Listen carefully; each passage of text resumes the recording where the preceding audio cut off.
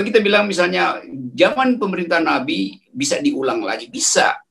Tetapi sayangnya kita tidak mungkin menemukan pemimpin sekualitas Nabi itu. Kan itu problemnya tuh. Yang ideal tentu adalah keyakinan orang terhadap bentuk negara yang ada janjinya di akhirat. Karena itu orang berpikir prinsip-prinsip teokrasi. Tetapi selalu ada problem, yaitu bahwa dalam kehidupan demokrasi ada bagian yang harus didebatkan itu. Ada kompetisi ide. Dalam teokrasi tidak boleh ada kompetisi ide itu. Saya pahami itu. Jadi kita terima itu sebagai normativity, sebagai ukuran ideal. Nah, kalau kita nggak bisa capai yang ideal, kita masuk ke second choice, yaitu demokrasi yang basisnya adalah justice. Nah, justice itu juga berakar bukan sekedar pada filosofi, tapi pada ajaran agama. Nah, bagian ini yang mestinya ditanamkan sejak awal, bahwa keadilan itu bukan sekedar isu sekuler, tapi itu juga adalah isu teologi.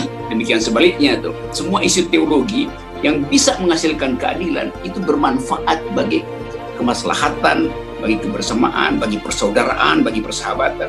Jadi bagian itu yang mesti kita dorong sebetulnya, bukan dengan menimbulkan isu justru untuk bikin konflik horizontal seperti membakar poster Habib Rizik yang memungkinkan orang membuat interpretasi yang lebih jauh lagi tuh. Jadi kita belajar sebetulnya dari kejujuran untuk berargumentasi. Dengan itu kita saling menasihati dan saling menegur pikiran. Tradisi demokrasi adalah tradisi untuk saling menegur pikiran itu.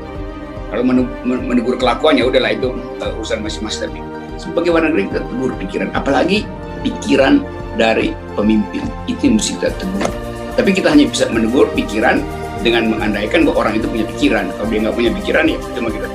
Dan banyak orang yang tidak punya pikiran. Jadi demokrasi adalah force of the better argument. Saya ingin tinggalkan persaudaraan. Saya ingin tinggalkan kesetaraan warga negara. Karena kita nggak bisa tinggalkan hal lain. Kita nggak bisa bilang, kita akan tinggalkan moral yang baik. Mungkin 1 detik sebelum saya meninggal justru moral saya memburuk gitu kan. Saya tidak bisa tinggalkan materi segala macam. Jadi saya hanya bisa mengatakan bahwa persaudaraan, persahabatan itu adalah nilai terbaik di dalam kehidupan yang sekuler hari ini. Kehidupan yang di dunia tuh. Kehidupan setelah kehidupan sekulum adalah kehidupan yang setiap orang punya imajinasinya sendiri tuh.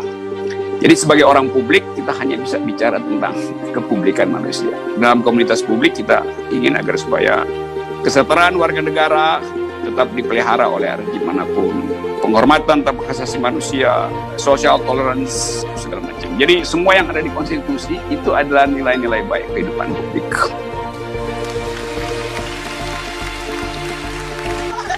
Akal sehat. Thank you. Ya. Terima kasih Bang Rocky.